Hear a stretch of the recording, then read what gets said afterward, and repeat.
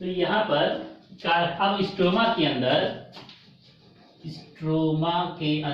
अब NADPH2 आ गया है और ATP भी आ गया है।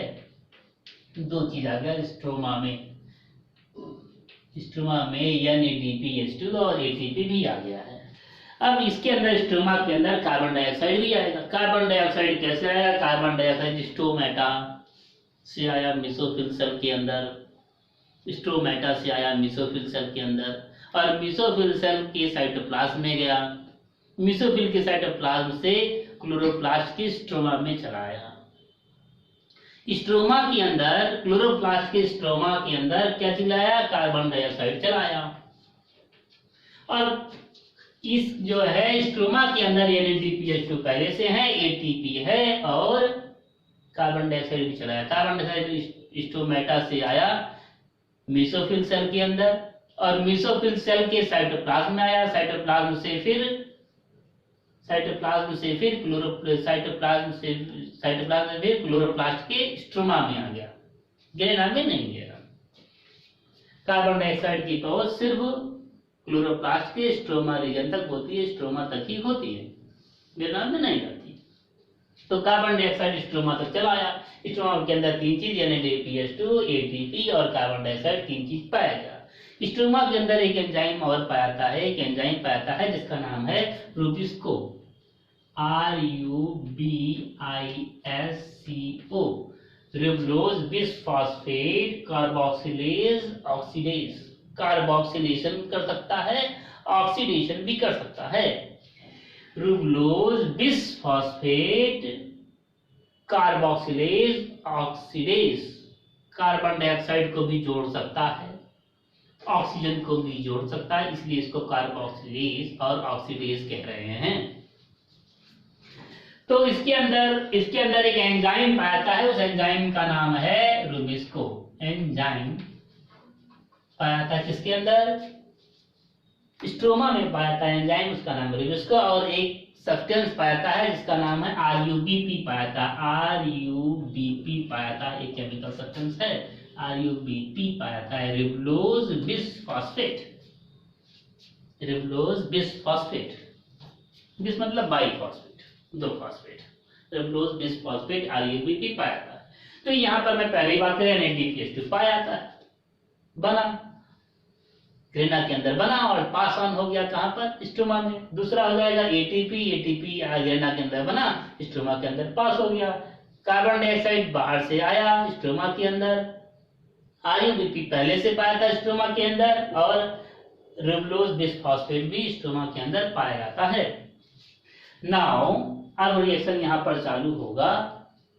कैसे चालू होगा? ये कार्बन डाइऑक्साइड आ गया, ये कार्बन डाइऑक्साइड रिएक्ट हुआ, थोड़ा सा इसको ध्यान देंगे, बहुत इंपॉर्टेंट है, ये बहुत ज्यादा इंपॉर्टेंट है। फोटोसिंथेसिस का एक साइक्लिक फेज हो गया, लाइट फेज हो गया, डार्क रिएक्शन होने वाला है।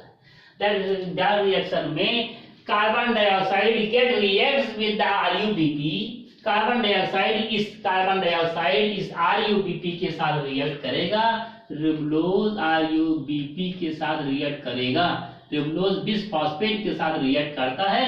This ribulose bisphosphate consist of 5 carbon. ये रिबुलोज बिसफॉस्फेट 5 कार्बन का बना हुआ होता है।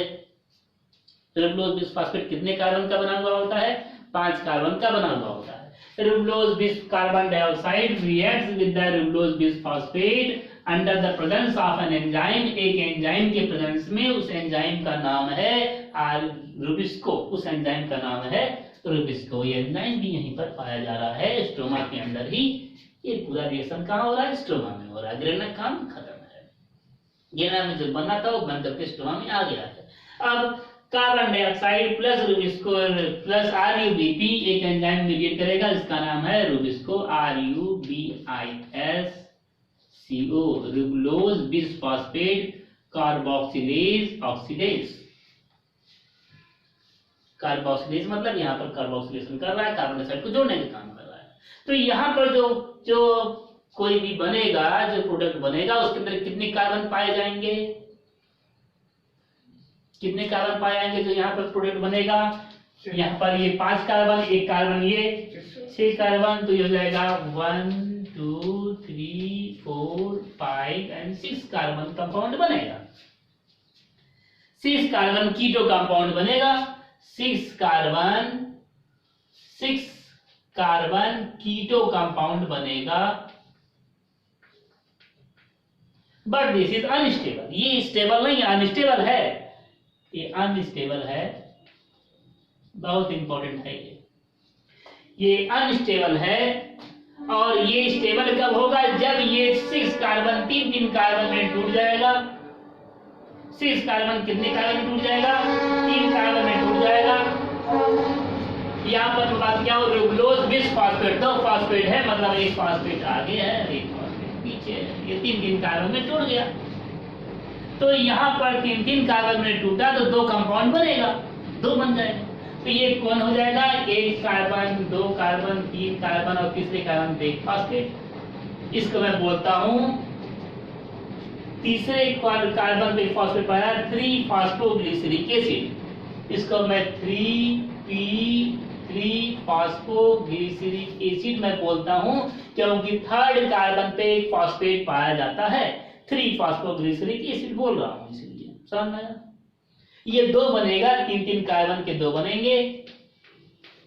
ये भी एक 3 फॉस्फोग्लिसरिक एसिड बन गया। समझ में आ गया? इससे ये बना। यहाँ पर 2 फॉस्फेट, एक फॉस्फेट इसमें, एक फॉस्फेट इसमें। इस तीसरे नंबर पे एक फॉस्फेट, इसमें भी तीसरे नंबर पे एक फॉस्फेट। तो 3 फॉस्फोग्लिसरिक एसिड एक बना, दूसरा भी 3 फॉस्फोग्लिसरिक एसिड बना। मतलब कुल मिलाकर क्या बना? 2 क्या बना? 3 फॉस्फोग्लिसरिक एसिड बना। एक 3 फॉस्फोग्लिसरिक तीसरे पोजीशन पे फॉस्फोग्लिसरिक एसिड बना, दूसरा भी 3 फॉस्फोग्लिसरिक एसिड बना, मतलब 2 3 फॉस्फोग्लिसरिक एसिड बनता है। ठीक है, समझ में आया? अब इसके अंदर जो है, इस यहाँ पर अगर एक एटीपी यहाँ पर लग जाए, एक के अंदर एक एटीपी लग जाए, एक के अंदर एक एटीपी में डाल रहा हूं, मतलब 2 के अंदर 2 एटीपी लगेगा।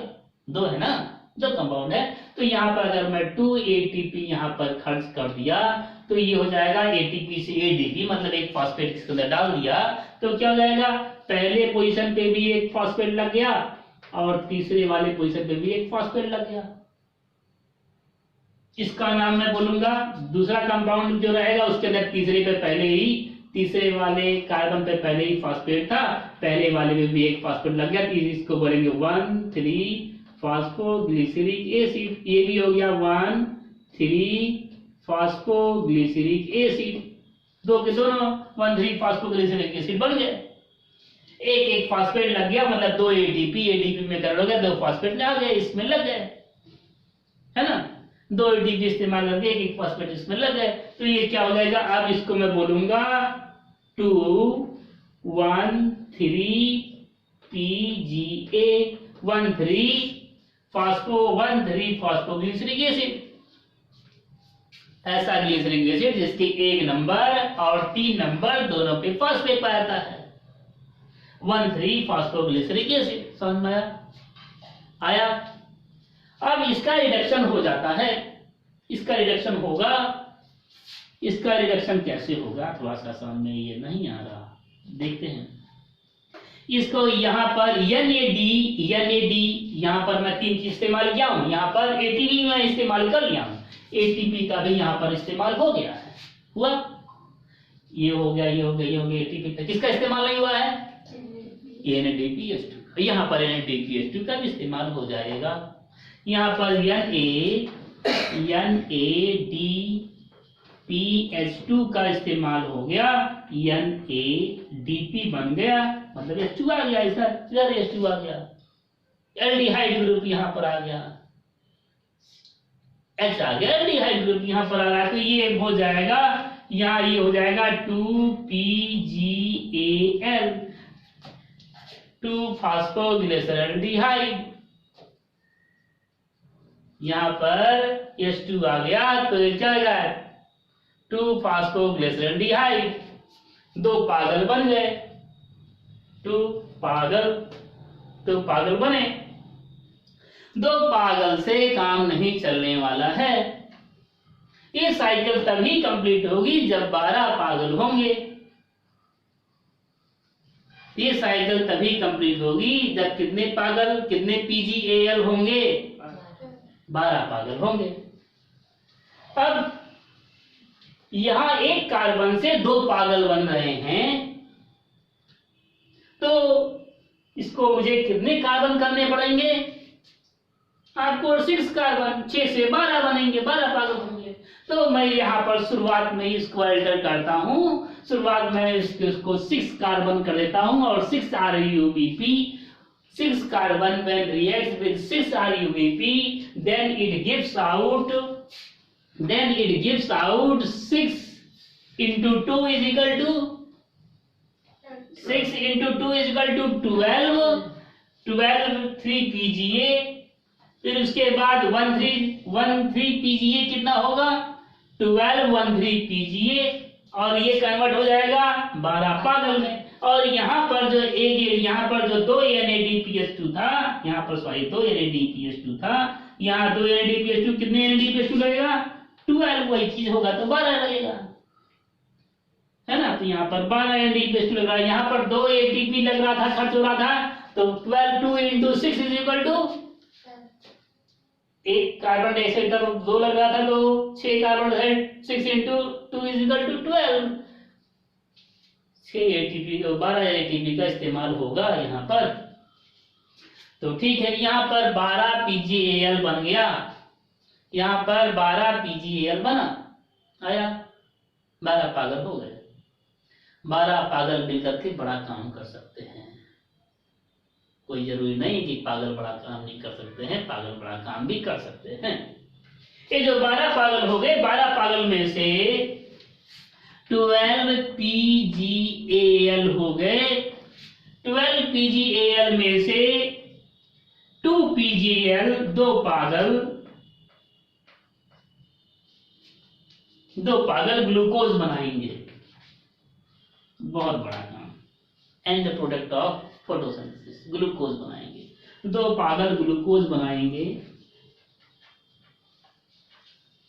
हमारे पास जगह तो बहुत कम है, लेकिन मैं कोशिश करूंगा इसी के अंदर आ जाए।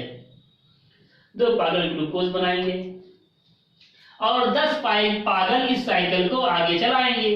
12 में से 10 पागल 10 PgAl इस साइकिल को आगे बढ़ाएंगे। इस साइकिल 2 रूट में चला जा रहा है, एक तो ये साइकिल कंप्लीट होगी और एक एंड प्रोडक्ट भी निकलेगा। ठीक है, इसको मैं कंप्लीट ही कर देता हूं साइकिल को। पहले 10 PgAl हो गया, यहां पर 3 कार्बन है, यहां पर ये 3 कार्बन है, 3 कार्बन, यहां पर भी 3 कार्बन, यहां पर भी 3 कार्बन, कोई कार्बन निकला तो है नहीं, यहाँ पर भी 3, यहाँ पर कितने कार्बन हो गए? यहाँ पर भी 3 कार्बन, तो 2 PgAl में कितने कार्बन हो गए? 2 PgAl में यहाँ पर 6 कार्बन हो गए। यहाँ 2 PgAl है ना, तो यहाँ पर 2 PgAl, यहाँ पर यहाँ PgAl में 3 कार्बन हो गया, एक PgAl में 3 कार्बन हो गए, तो यहाँ पर 10 PgAl है। टोटल नंबर काउंट करता हूँ, यहाँ पर अभी तक टोटल कहीं नहीं काउंट किया था, यहाँ पर केवल टोटल काउंट करूंगा तो 3 into 12 is equal to 36 हो जाएगा।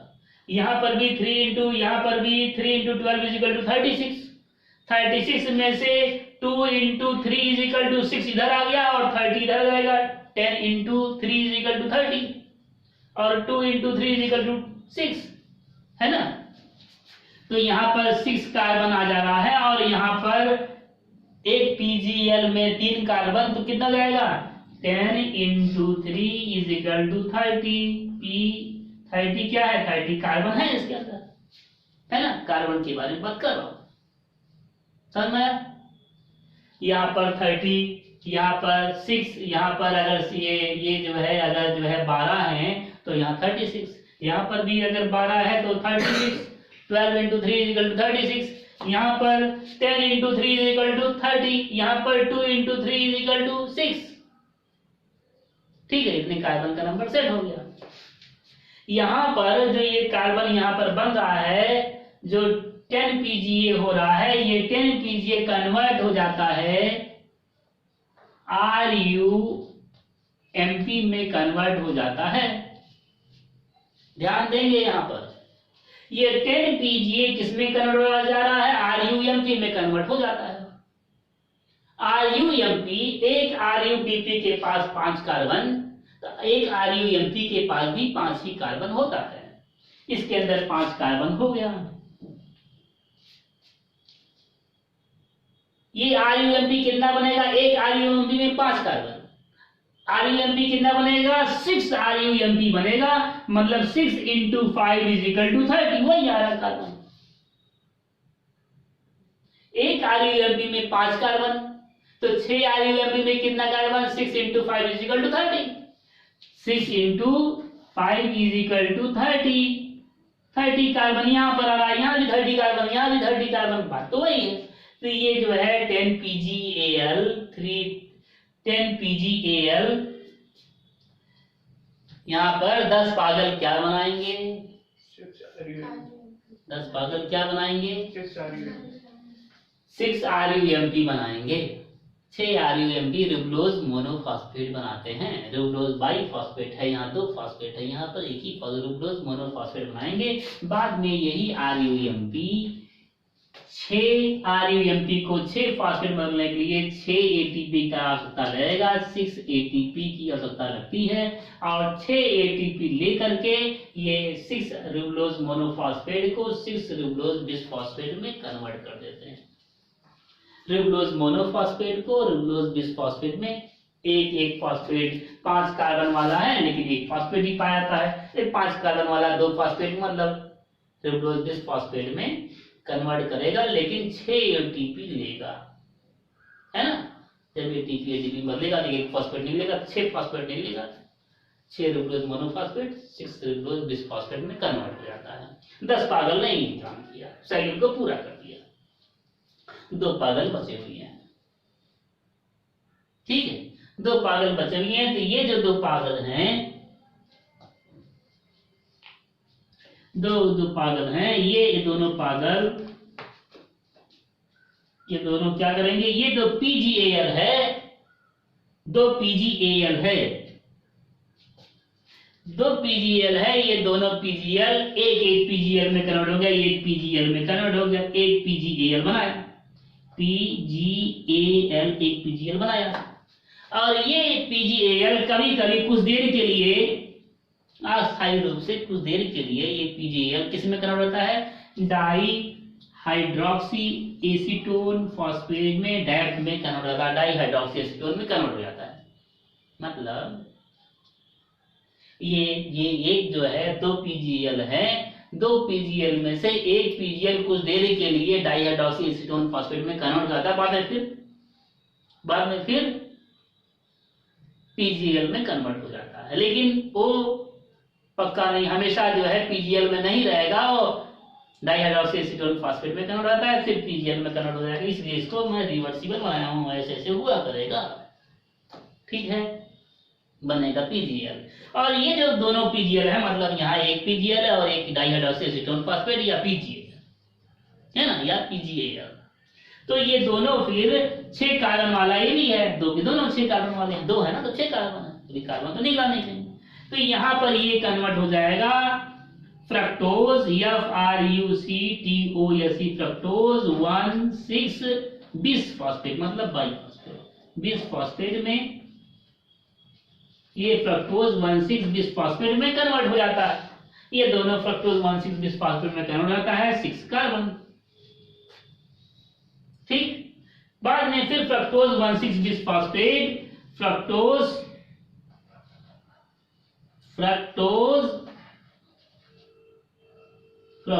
6 फॉस्फेट में कन्वर्ट हो जाता है,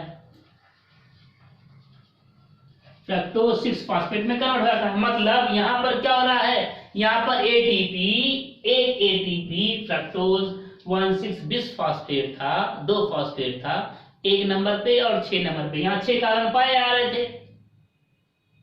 वहां पर 1 carbon, 2 carbon, 3 carbon, 4 carbon, 5 carbon, 6 carbon, पहले का पोजीशन पे फॉस्फेट, दूसरे पोजीशन पे फिर 6वें वाले 1,6 बिसफॉस्फेट, पहले पे और 6वें पे दोनों पे फॉस्फेट पाया जा रहा था। अब यहाँ पर क्या है, फ्रक्टोज 6 फॉस्फेट, एक फॉस्फेट नहीं पाया जा रहा, मतलब एक एटीपी बनेगा।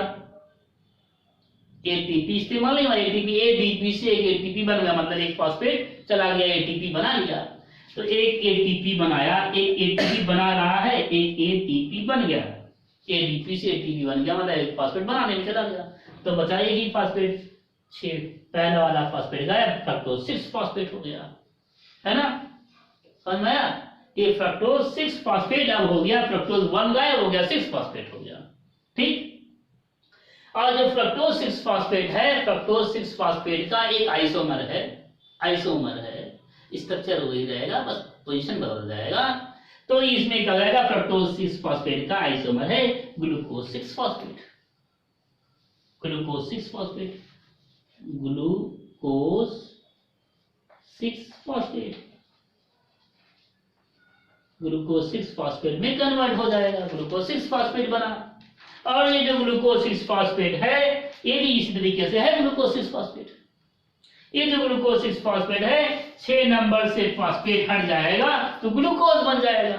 यहाँ एक एटीपी और निकल गया, एक एटीपी और निकल गया, एटीपी और बना, एटीपी एक और बन गया, तो फॉस्फेट निकल गया, मतलब जो 6 पोजीशन पे जो फॉस्फेट था वो भी निकल गया। तो क्या हो जाएगा, simple glucose, 1 carbon 2 carbon 3 carbon 4 carbon 5 carbon 6 carbon, glucose 6 carbon वाला glucose, 6 carbon glucose, simple glucose बन गया। 2 पागल ने क्या बनाया, 2PgL ने क्या बनाया, ग्लूकोज बनाया, 2PgL यहाँ ग्लूकोज बना दिए। बात समझ में आया, बात समझ में आ गया। 2PgL यहाँ पर ग्लूकोज बनाए और 12PgL में से 2PgL ग्लूकोज बना रहे हैं और 10PgL ट्रिप्लोज मोनोफॉस्फेट बनाएंगे, जो कि 6 एटीपी लेकर के 6 एटीपी इस्तेमाल लगेगा, तो ये RUBP वापस बना लेते हैं। मैं एक सवाल पूछ रहा हूं, this cycle is known as Calvin cycle. इस साइकिल को मैं केल्विन साइकिल बोलता हूं या C3 साइकिल बोलता हूं। C3 क्यों बोल रहा हूं, first stable compound is 3 carbon वाला। पहला कंपाउंड स्टेबल कंपाउंड कितने कार्बन वाला है, 3 कार्बन वाला है। पहला स्टेबल कंपाउंड अनस्टेबल है, ये जो अनस्टेबल कंपाउंड, पहला स्टेबल कंपाउंड कितने कार्बन वाला, 3 कार्बन वाला है, 3 कार्बन वाला है, 3 carbon, hence it is known as C3 cycle. इस साइकिल को मैं कौन सी साइकिल बोलता हूं, C3 साइकिल बोलता हूं, C3 cycle, C3 cycle.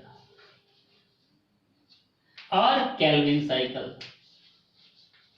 Calvin cycle, C3 cycle बोलता हूं। इस साइकिल को मैं C3 साइकिल बोलता हूं या केल्विन साइकिल बोलता हूं। ये C3 साइकिल और केल्विन साइकिल में जो लाइट्रेशन का जो प्रोडक्ट है, वो सभी प्रोडक्ट इस्तेमाल किए जाते हैं।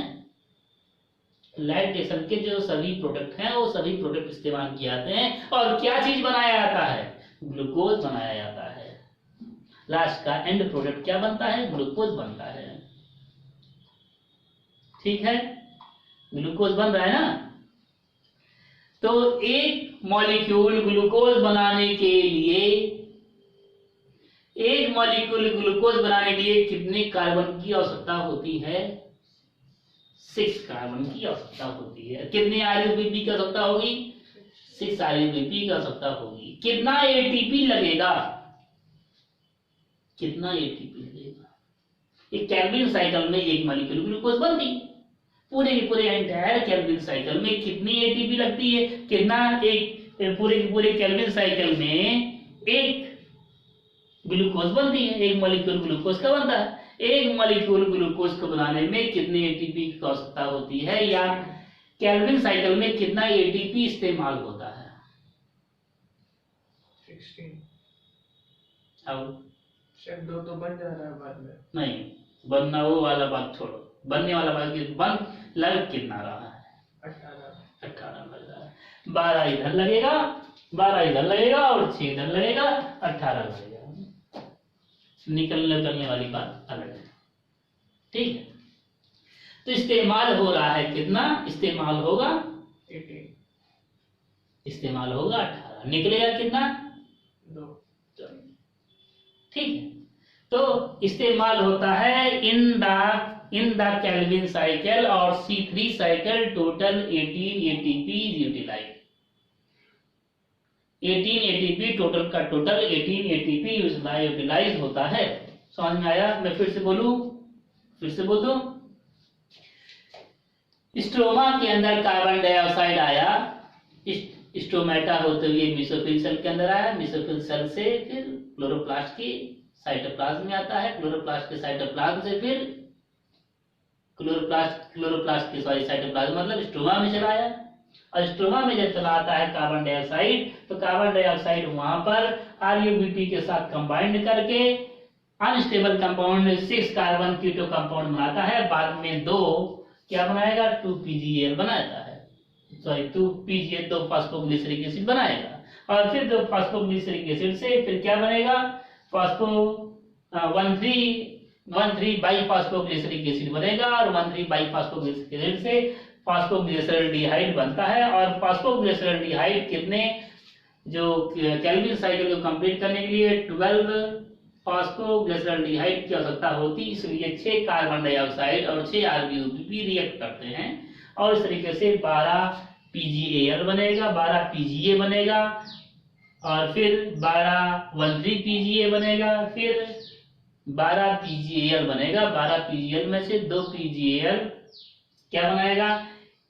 2 PgAl ग्लूकोज का फॉर्मेशन करेगा और 10 PgAl RuMP का फॉर्मेशन करेगा। जो 2 PgAl ग्लूकोज का फॉर्मेशन करेगा, 2 में से 1 PgAl हमेशा जो है डाइहाइड्रोक्सी एसीटोन फॉस्फेट बना लेता है और डाइहाइड्रोक्सी एसीटोन फॉस्फेट बाद में फ्रक्टोज 6 फॉस्फेट में कन्वर्ट हो जाता है। फ्रक्टोज 6 फॉस्फेट एक ATP लॉस कर देता है, एक ATP बनाता है, तो फिर फ्रक्टोज 6 फॉस्फेट में कन्वर्ट हो जाता है। फ्रक्टोज 6 फॉस्फेट फिर ग्लूकोज 6 फॉस्फेट में, उसी का आइसोमर है, ग्लूकोज 6 फॉस्फेट में कन्वर्ट हो जाता है। ग्लूकोज 6 फॉस्फेट फिर से एक ATP बनाएगा, तो जो 6 नंबर पे जो फॉस्फेट था वो भी खत्म हो जाएगा, ग्लूकोज बन जाता है।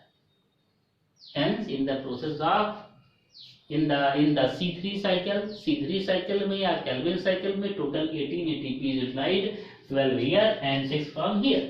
तो 12 इधर से और 6 इधर से 18 ATP is utilized, 18 ATP utilise होता है, इस्तेमाल होता है। C3 cycle क्यों बोलते हैं? Because first stable compound is 3 carbon compound. पहला स्टेबल कंपाउंड कैसा है? 3 कार्बन वाला है, 3 कार्बन वाला पहला स्टेबल कंपाउंड है, इसलिए इसको C3 साइकिल बोलते हैं। रूबिस्को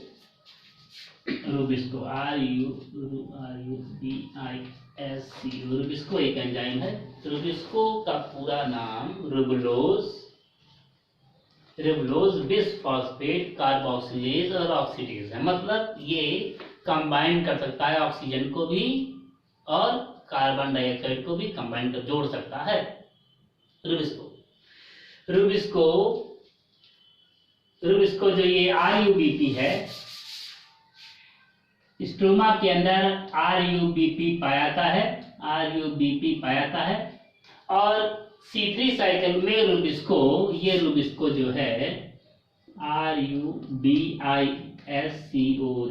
ये जो है ये कार्बन डाइऑक्साइड को जोड़ने का काम करता है। But rubisco has more affinity, rubisco carbon dioxide को जोड़ने का काम करता है। C3 साइकिल में रूबिस्को किसको जोड़ता है? कार्बन डाइऑक्साइड को जोड़ता है। But rubisco has more affinity for oxygen, rubisco carbon dioxide को जोड़ने का काम करता है, लेकिन ज्यादा एफिनिटी किसके लिए है? रूबिस्को RuBP को कार्बन डाइऑक्साइड से जोड़ने का काम करता है। Rubisco joins the carbon dioxide with the RuBP, but rubisco has more affinity for oxygen। Rubisco के पास RuBP का ऑक्सीजन के लिए ज्यादा मोहब्बत है, ठीक है, ज्यादा एफिनिटी है। तो ये रूबिस्को क्या करेगा? जब कभी भी स्ट्रीम कंडीशन हो जाता है, ट्रॉपिकल प्लांट्स में बहुत ज्यादा जो धूप जहां बहुत ज्यादा गर्मी जहां होती है वहां पर स्टोमेटा बंद हो जाता है, क्योंकि पानी लॉस ना हो जाए, ट्रांसपिरेशन के कारण से पानी लॉस ना हो जाए, so as to prevent the loss of water, stomata बंद हो जाएगा। जब स्टोमेटा बंद हो जाएगा तो कार्बन डाइऑक्साइड का कॉन्सेंट्रेशन कम हो जाएगा, कार्बन डाइऑक्साइड अंदर आएगा नहीं, कार्बन डाइऑक्साइड का कॉन्सेंट्रेशन कम हो जाएगा। ऐसी कंडीशन में RuBP binds with the oxygen. ऐसे कंडीशन में कार्बन डाइऑक्साइड का जैसे कॉन्सेंट्रेशन कम होता है तो ऑक्सीजन बाइंड हो जाएगा, किसके साथ में? RuBP के साथ में बाइंड हो जाता है। रुबिस्को ऑक्सीजन को भी बाइंड करता है, ठीक है। तो Rubisco binds the oxygen, Rubisco तब ऑक्सीजन को बाइंड करेगा जब कार्बन डाइऑक्साइड का कॉन्सेंट्रेशन कम हो जाता है, तब रुबिस्को ऑक्सीजन के साथ बाइंड करेगा। रुबिस्को जो है RuBP को ऑक्सीजन के साथ बाइंड कराएगा तब जब कार्बन डाइऑक्साइड का कॉन्सेंट्रेशन कम हो जाता है। इन ट्रॉपिकल प्लांट जहां पर बहुत ज्यादा गर्मी है वहां पर स्टोमेटा बंद रहता है डे आवर्स में, और उस समय RuBP के साथ में ऑक्सीजन बाइंड होता है क्योंकि कार्बन डाइऑक्साइड अवेलेबल नहीं। जब कार्बन डाइऑक्साइड अवेलेबल नहीं होता है तो रुबिस्को RuBP को ऑक्सीजन के साथ जोड़ देता है, और ऑक्सीजन के साथ जोड़ेगा तो RuBP 5 कार्बन कंपाउंड है। अब बनेगा क्या? अब यहां पर बन जाता है 2 कंपाउंड, यहां पर बनते हैं, यहां पर 2 कंपाउंड बनते हैं। पहला कंपाउंड हो गया फास्फोग्लाइकोलेट, पहला हो गया PHO फास्फोग्लाइकोलेट, पहला कंपाउंड हो गया फास्फोग्लाइकोलेट, और दूसरा हो गया phosphoglyceric acid PGA। PGA is how many carbon compound? 6. PGA is 3 carbon compound. एक PGA, एक फास्फोग्लिसरिक एसिड, 3 कार्बन कंपाउंड, ये 3 कार्बन कंसिस्ट करता है और ये 2 कार्बन कंसिस्ट करता है, 2 कार्बन कंसिस्टिंग कंपाउंड है, ठीक है। समझ में आया? ये रिएक्शन कहाँ होता है? This reaction takes place in the stoma of the chloroplast. Chloroplast होता है CH, क्लोरोप्लास्ट के अंदर होगा, किसके अंदर? स्टोमा में होगा, क्लोरोप्लास्ट के स्टोमा में होता है, ठीक है। तो ये रिएक्शन क्लोरोप्लास्ट में होगा। यहाँ पर ऑक्सीजन कार्बन डाइऑक्साइड जब नहीं पाएगा तो RuBP के साथ में ऑक्सीजन जुड़ जाएगा और फास्फोग्लाइकोलेट बनाएगा। फास्फोग्लाइकोलेट ये 5 कार्बन में से 2 कार्बन फास्फोग्लाइकोलेट और 3 कार्बन फास्फोग्लिसरिक एसिड बनाता है। 3 कार्बन क्या बनाएगा? फास्फोग्लिसरिक एसिड बनाता है। जो फास्फोग्लाइकोलेट है बाद में यही फास्फोग्लाइकोलेट से ATP बन जाएगा। ATP मतलब फास्फेट निकल जाएगा, ATP बनेगा मतलब फास्फेट निकलेगा। ATP मतलब फास्फेट निकल गया तो फास्फो निकल जाएगा, फास्फोग्लाइकोलेट से ग्लाइकोलेट बन जाएगा, फास्फेट निकल जाएगा ATP के फॉर्म में, तो ये हो जाएगा ग्लाइकोलेट, ये ग्लाइकोलेट हो गया। This glycolate is part to other cell organelle, दूसरे ऑर्गेनल में दे दिया जाएगा जिस ऑर्गेनल का नाम है पेरोक्सिसोम। पेरोक्सिसोम में दे दिया जाता है, ये पेरोक्सिसोम में भी दिया जाएगा। Glycolate is part in the glycolate, दूसरे सेल ऑर्गेनल में भेज दिया जाएगा जिसका नाम पेरोक्सिसोम में भेज दिया जाएगा। In the peroxisome hydrogen peroxide is release, peroxisome में हाइड्रोजन पेरोक्साइड रिलीज हो जाता है ना, मैच कर रहा पेरोक्सिसोम हाइड्रोजन पेरोक्साइड। तो यहाँ क्या होगा? पेरोक्सिसोम में हाइड्रोजन पेरोक्साइड H2O2 रिलीज हो जाता है ना। पेरोक्सिसोम में हाइड्रोजन पेरोक्साइड रिलीज हो जाता है, और हाइड्रोजन पेरोक्साइड रिलीज होने के कारण से यहाँ पर जो कंपाउंड बनेगा उस कंपाउंड का नाम है ग्लाइकोलेट। से हाइड्रोजन पेरोक्साइड निकलने के बाद ये बनाएगा ग्लाइकोऑक्सीलेट,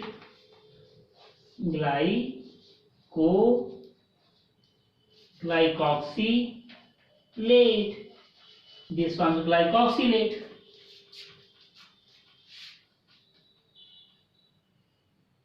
ठीक है, समझ में आया? हाइड्रोजन पर ऑक्साइड निकला तो ये ग्लाइऑक्सिलेट बनाया। ठीक,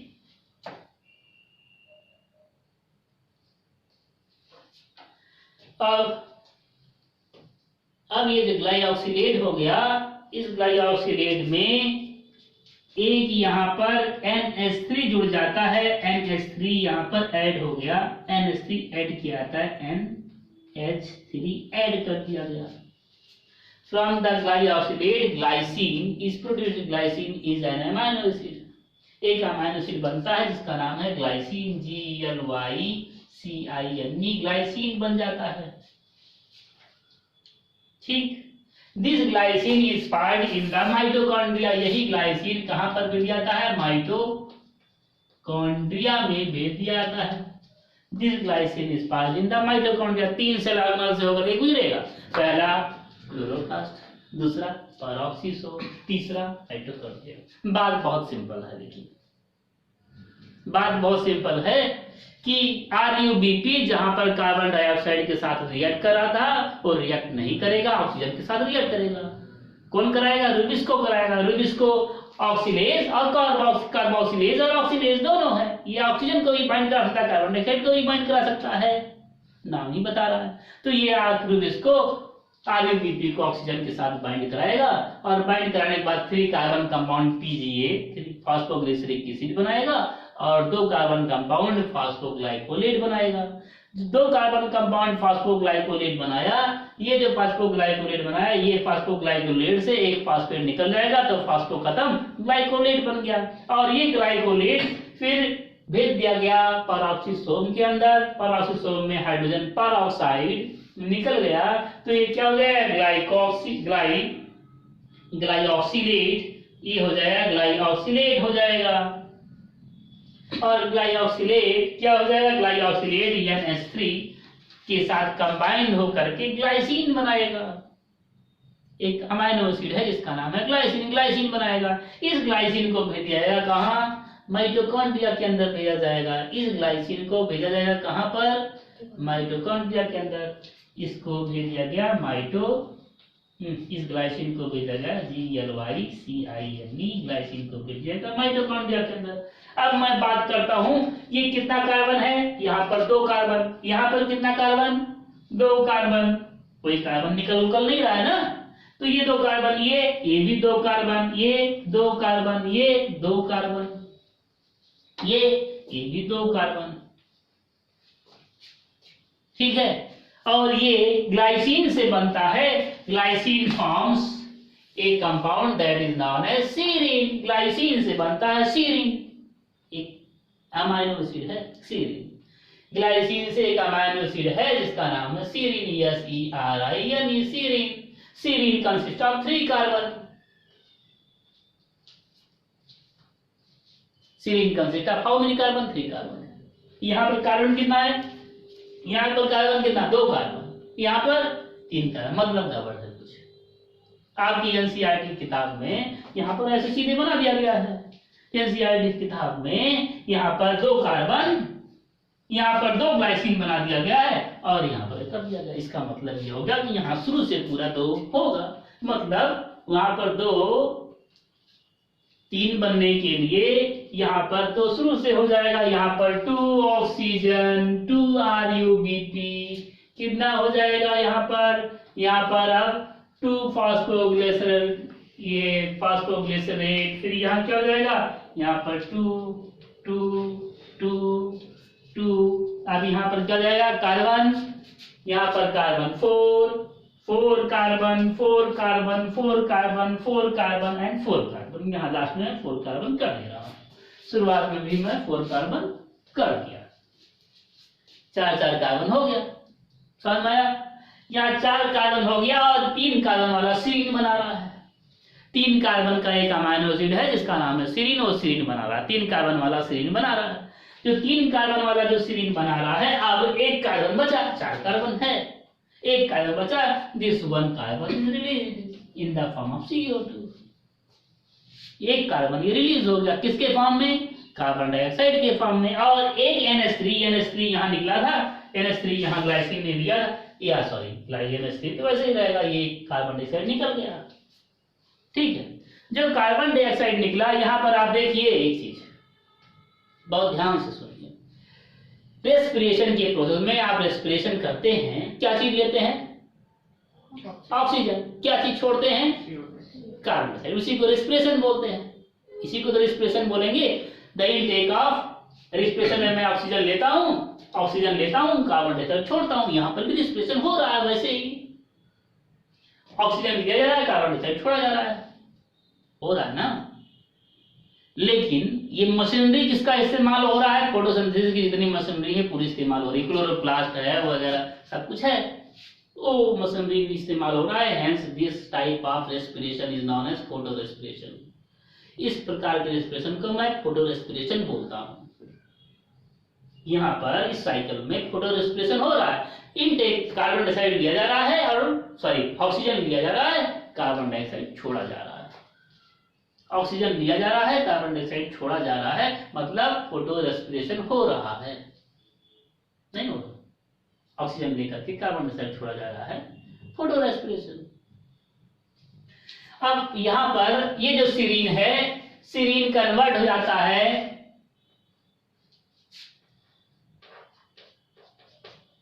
ग्लिसरेट में, फिर सीरीन फिर से आता है परऑक्सीसोम में, सीरीन फिर से परऑक्सीसोम में आता है और ग्लिसरेट फॉर्म करता है, ग्लिसरेट फॉर्म करता है। एंड ग्लिसरेट फॉर्म्स, ग्लिसरेट के अंदर एक एटीपी जुड़ जाता है, ग्लिसरेट के अंदर एक एटीपी जुड़ेगा। ग्लिसरेट जैसे ही क्लोरोप्लास्ट में जाएगा, यहाँ पर एक एटीपी जुड़ जाएगा, और एक एटीपी जैसे जुड़ेगा तो ये glycerate forms phosphoglyceric acid. Then this glycerate forms phosphoglyceric acid. यहाँ पर एक, यहाँ से A2, यहाँ से 2 ऑक्सीजन रिएक्ट हुए, 2 फॉस्फोग्लिसरेट बने और 2 फॉस्फोग्लिसरिक एसिड भी बनेगा, है ना। 2 फॉस्फोग्लिसरेट बने, 2 फॉस्फोग्लिसरिक एसिड बने, 2 ये बना, 2 ग्लाइकोलेट बना, 2 ग्लाइकोलेट फिर यहाँ भेज दिया गया परऑक्सीसोम में, फिर हाइड्रोजन परऑक्साइड उससे बाहर निकला और ग्लाइऑक्सिलेट बनाया, ग्लाइऑक्सिलेट से ग्लाइसिन बन गया, NH3 जुड़ा, ग्लाइसिन बन गया, ग्लाइसिन से ग्लाइसिन पास हो गया माइटोकॉन्ड्रिया के अंदर, वहां पर एक कार्बन डाइऑक्साइड यूज किया, सीरीन बनाया, और सीरीन फिर से परऑक्सीसोम में आया, क्या बनाया? ग्लिसरेट बनाया, और ग्लिसरेट फिर से गया क्लोरोप्लास्ट के अंदर, एक एटीपी से जुड़ा, एक एटीपी यहाँ पर खर्च किया गया, तो क्या बन गया? ये फॉस्फोग्लिसरिक एसिड। समझ में आया? समझ में आया? इस साइकिल को मैं C2 साइकिल बोलता हूं। Why? Because first stable compound is 2, because first stable compound is 2 carbon compound cycle बोलता हूं, क्योंकि first stable compound 2 carbon compound consist करता है। पहला जो है फॉस्फोग्लाइकोलेट 2 कार्बन कंपाउंड है, C2 साइकिल बोलता हूं। C2 साइकिल में क्या वो चीज होता है? C2 साइकिल में क्या चीज होता है? ऑक्सीजन लिया जाता है, कार्बन डाइऑक्साइड छोड़ा जाता है, मतलब फोटो रेस्पिरेशन होता है। तो C2 साइकिल में फोटो रेस्पिरेशन होता है। एक चीज और बहुत खास बात है इसका, C3 साइकिल में या केल्विन साइकिल में मैं बताया था कि एक RUBP कितना PGA बनाता है? एक RUBP कितना PGA? 1 RUBP, 1 RUBP plus CO2 कितना बनाता है? कितना PGA बनाएगा? 2 PGA बनाता है। एक RUBP और कार्बन डाइऑक्साइड 2 PGA बनाता है। अगर मैं इसको दूसरी तरीके से लिखूं तो मैं लिख सकता हूं 2 RUBP plus 2 carbon dioxide, 2 carbon dioxide कितना PGA बनाएगा? 4 PGA बनाएगा, 4 PGA बनाता है, इतना बनाएगा। 2 RUBP और कार्बन डाइऑक्साइड 4 पीजीए बनाएगा, 1 आरयूबीपी और कार्बन डाइऑक्साइड 2 पीजीए बनाता है, 2 आरयूबीपी और कार्बन डाइऑक्साइड 4 पीजीए बनाएगा। वहां C3 साइकिल में ऐसा होगा। 6 कार्बन डाइऑक्साइड 12 पीजीए बनाएगा। बनाता है कि नहीं बनाता है? बनाता है। यहां पर कितना पीजीए बनाएगा? यहां पर 1 आरयूबीपी, यहां पर 2 आरयूबीपी और 2 ऑक्सीजन। कितना पीजीए बना रहा है? कितना पीजीए बना रहा है? 2 आरयूबीपी और 2 ऑक्सीजन, 2 ऑक्सीजन। कितना पीजीए बनाएगा? 2 PGA here, 1 PGA here, 3 PGA. 2 PGA तो यहाँ डायरेक्टली बनाया और घूम घाम के 2 पीजीए बनाया। पूरा चक्कर मारने के बाद 2 पीजीए बनाया। तो ये जो है कितना पीजीए हो गया? ये कितने पीजीए हो गए? ये पीजीए हो गया 3 पीजीए। ये 3 पीजीए बना लिया, 3 पीजीए ये बनाया। बात समझ में आया कि नहीं आया? तो ये कौन सी साइकिल हो गई? ये C3 साइकिल हो गई, C3 साइकिल हो गई और ये C2 साइकिल हो गई। ये C3 साइकिल हो गया और ये C2 साइकिल हो गई। तो C3 साइकिल में 2 आरयूबीपी, 2 कार्बन डाइऑक्साइड 4 पीजीए बनाता है, जबकि C2 साइकिल में 2 आरयूबीपी, 2 ऑक्सीजन 3 पीजीए बनाता है। Hence it means there is loss of PGA in C2 cycle. इसका मतलब ये हो गया कि C2 साइकिल के अंदर पीजीए का नुकसान हो रहा है। कितना % नुकसान हो रहा है? कितना % नुकसान हो रहा है? The loss is 4। 4 पीजीए बन रहा है, यहाँ 3 पीजीए, मतलब लॉस इज 1/4 का हो रहा है। Loss is 1/4। 1/4 का लॉस हो रहा है, 1/4 का लॉस हो रहा है, 1/4 का लॉस हो रहा है। और 1/4 लॉस मतलब क्या हो गया? Equal to loss, equal to loss कितना हो गया? लॉस 1/4 का इजिकल टू 25% लॉस हो गया। 25% लॉस हुआ है। ठीक है, ये खत्म कर दिया। चलो, तो now we will talk about the C4 cycle. C4 cycle के बारे में बात करेंगे। Before discussing about C4 cycle, we will discuss about the anatomy of some desert plants.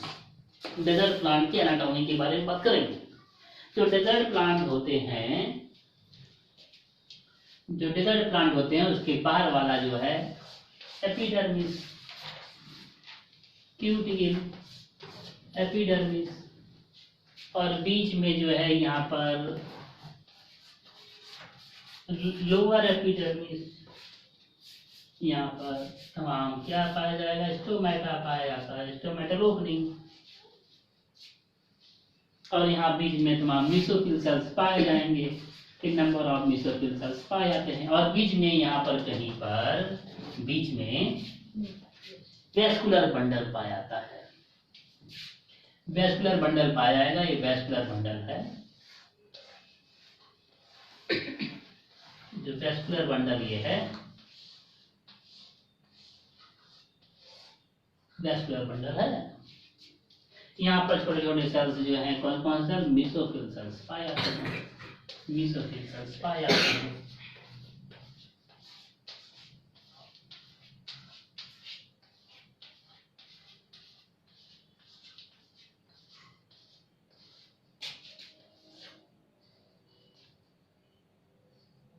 ये मेसोफिल सेल्स हो गया। जो ये मेसोफिल सेल्स हैं और ये बंडल शीथ सेल है, वेस्कुलर बंडल के सेल हैं। There are 2 types of cell, bundle sheath cell and mesophyll cell. Mesophyll cells are smaller and bundle sheath cell are bigger. दिखाई दे रहा है फिगर में।